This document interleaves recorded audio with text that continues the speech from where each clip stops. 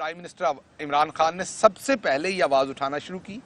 आपको याद होगा कि जब फॉल ऑफ बगदाद जो काबुल है वो हुआ, तो उस टाइम ये बात करना बड़ी मुश्किल बात थी, क्योंकि हर बंदा कंफ्यूज था, तज़बज़ब था, कुछ कंट्रीज़ में डिसअपॉइंटमेंट थी, कुछ में फ्रस्ट्रेशन थी, कुछ में गुस्सा था, कुछ में गम था।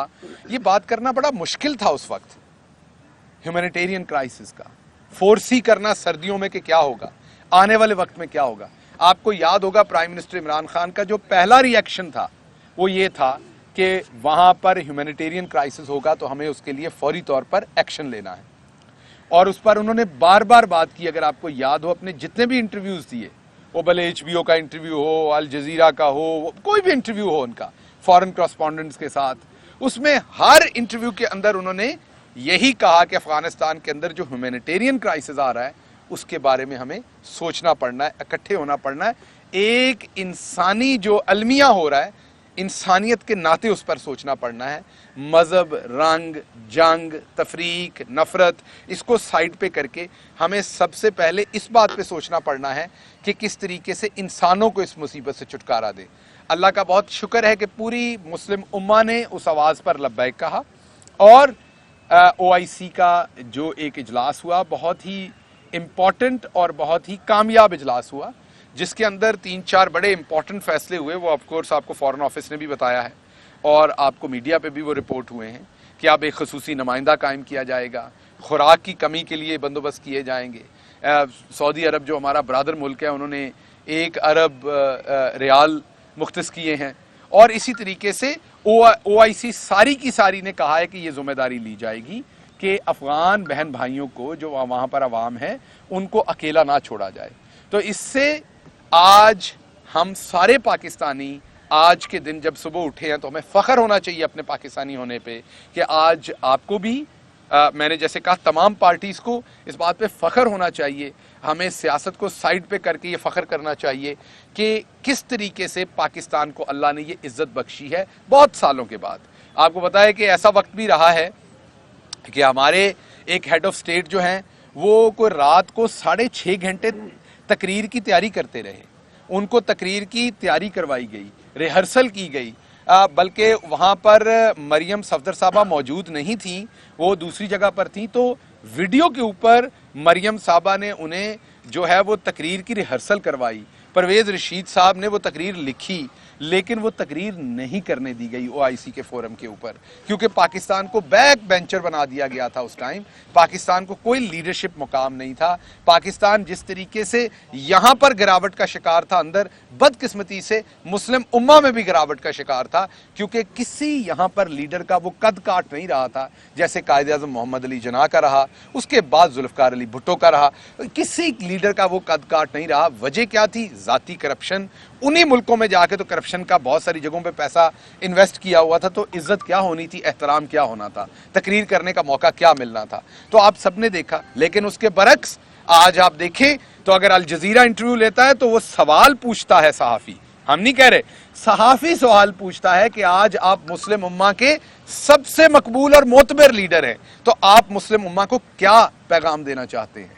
ये आप मैं दोबारा रिपीट कर रहा हूं, ये पाकिस्तान तहरीक इंसाफ इमरान खान के बारे में नहीं कह रही, ये अल जजीरा की एक जो सहाफ़ी है वो ये सवाल कर रही, जहां पर वो क्रिटिकल सवाल भी उनसे पूछ रही है, तनकीदी सवाल भी पूछ रही है, वहां पर वो ये सवाल पूछ रही है कि आप इस टाइम मुस्लिम उम्मा की जो यूथ है उनके मकबूल तरीन लीडर हैं, तो आप अपनी मुस्लिम उम्मा की जो पूरी की पूरी उम्मा है, उसकी यूथ है, उसको क्या पैगाम देना चाहते हैं। तो आपने ये देखा कि अल्लाह ने, जैसे इकबाल ने फरमाया था कि अगर आप अपने आप को बेहतर करेंगे तो अल्लाह मियाँ आपको इमामत का जो है वो सबके लीडर होने का आपको अजर देगा, आपकी तरफ पूरी दुनिया देखेगी। आपको ये भी बताता चलूं कि ये अल जजीरा का इंटरव्यू जो है ये बहुत पहले हुआ था, और उन्होंने अपनी चॉइस पे इसे रन किया। इस टाइम पे हमारी चॉइस नहीं थी, या अल जजीरा ने अपनी चॉइस पे इस टाइम पे रन किया। इंटरव्यू पहले था जब OIC हो रही थी। जैसे आप सब सहाफ़ी, आपको पता है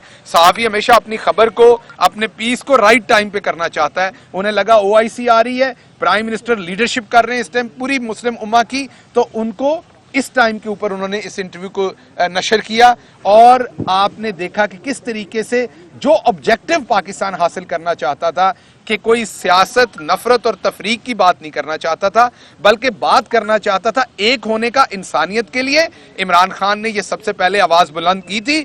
पूरी मुस्लिम उम्मा ने इमरान खान के पीछे लब्बैक कहा इस आवाज पर, जिस पर हम अपनी पूरी मुस्लिम उम्मा के शुक्रगुजार हैं, कौम के शुक्रगुजार हैं, और सबसे बढ़कर अल्लाह रब्बुल इज्जत और मोहम्मद मुस्तफ़ा सल्लल्लाहु अलैहि वसल्लम की खास रहमत के हम शुक्रगुजार हैं कि पाकिस्तान को दोबारा से शर्फ बख्शा, पाकिस्तान को दोबारा से एजाज बख्शा कि आज पूरी मुस्लिम उम्मा ना सिर्फ यहां आ रही है, बल्कि आपके लीडर, आपके बेटे, आपके भाई, आपके इमरान खान को खड़ी होकर सुन भी रही है और लब्बैक भी कह रही है। तो ये तो थी OIC के ऊपर बात जो बहुत मुस्बत हुई, और मैं चाह रहा था कि उसके ऊपर हम एक मुस्बत बात करें। दूसरी बात मैं करूंगा, जो मरियम औरंगजेब साहबा ने कल कुछ बातें की। उन्होंने ये कहा, एक तो उन्होंने प्राइम मिनिस्टर साहब के खर्चे की बात की कि प्राइम मिनिस्टर साहब का जो खर्चा है वो कोई देता रहा है। अच्छा, ये बड़ा अजीब काम है। कल को हम कह दें कि फलां शख्स का शौहर है या फलां की बीवी, अगर वो आके टेलीविजन पे कह दे कि मैं इसकी बीवी या शौहर नहीं हूं, तो क्या आप उसके बाद भी मानते रहेंगे? नहीं, आपको फौरन अपनी स्टेटमेंट वापस लेनी पड़ेगी और माजरत करनी पड़ेगी। लेकिन ये इस कदर बेशर्म लोग हैं कि एक शख्स ने इल्जाम लगाया कि फलां शख्स उनको ये पैसे देता रहा है। जिस शख्स पे इल्जाम लगाया तरीन साहब पे, उन्होंने आके कहा कि ये बिल्कुल झूठ बात है, मैंने ऐसा कुछ नहीं किया। इधर आ जाओ ना बेटा, मैंने ऐसा कुछ नहीं किया। अब जब ये कह दिया तो उसके बाद ये बात तो झूठ साबित हो गई। अगर मैंने ये कहा है कि ज़ीशान बख्श साहब ने मुझे फोन दिया है, या ज़ीशान बख्श साहब ने फलां शख्स को फोन दिया, और ये कहते मैंने नहीं दिया, तो बात खत्म हो गई वहां पर। आप उस इल्जाम को या साबित करें आप सबूत के साथ, या माफी मांगे जो आपने बात कही। तो मरियम औरंगजेब साहबा को क्योंकि शौक है गुलामी का, और कल उन्होंने दोबारा देखा कि किस तरीके से पाकिस्तान को दोबारा इज्जत मिल रही, तो उन्होंने ये दिन दोबारा चुना ये बात करने का, और उन्होंने ये कहा कि इमरान खान के बूट के अंदर जो तस्मा है वो भी उनका अपना नहीं है।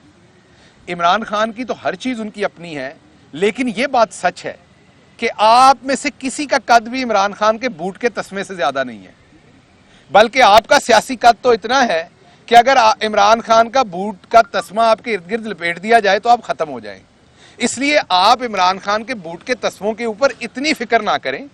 हमें यह भी पता है कि आप लोगों के सांस रुके हुए हैं, आंखें बाहर आई हुई हैं, आपको सांस नहीं आ रहा, आपके गले चोक हो रहे हैं, क्योंकि इमरान खान के बूट के तस्मे ने आपके गले के इर्द गिर्द एहतसाब का फंदा डाल दिया है।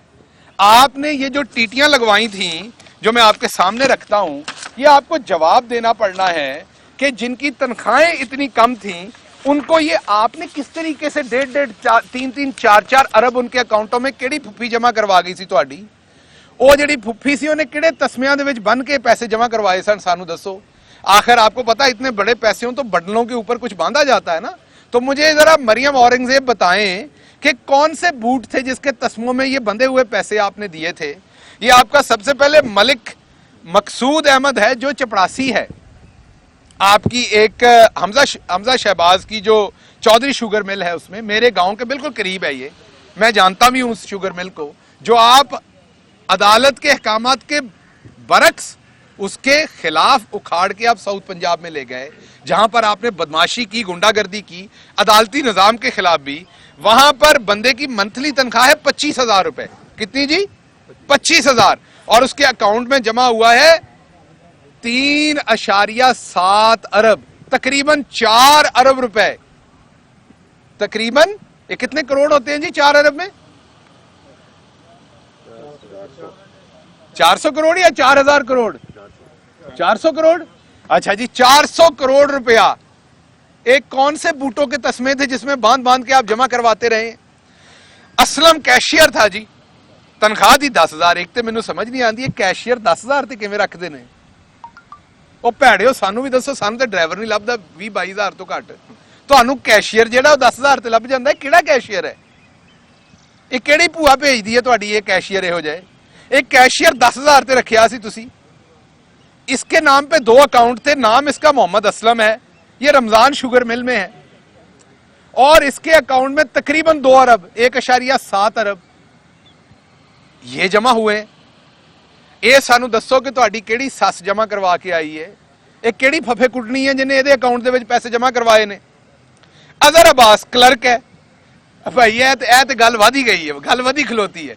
ਮੈਨੂੰ ਪਤਾ ਲੱਗਾ ਸੀ کہ یہاں پر ایک صحافی کھڑا ہے, جیو کا نام نہیں لوں گا, مانے گا نہیں وہ. جیو گروپ نے 2015 میں اس کو جو تنخواہ دی تھی اس سے آج اس کی تنخواہ 20% کم ہے. میں دوبارہ ریپیٹ کرتا ہوں, جیو گروپ جو ملک کا سب سے بڑا گروپ ہے, اس کا ایک صحافی یہاں کھڑا ہے, میں اس کا نام نہیں لوں گا, چیلنج کرے مجھے وہ, اگر وہ کر سکتا.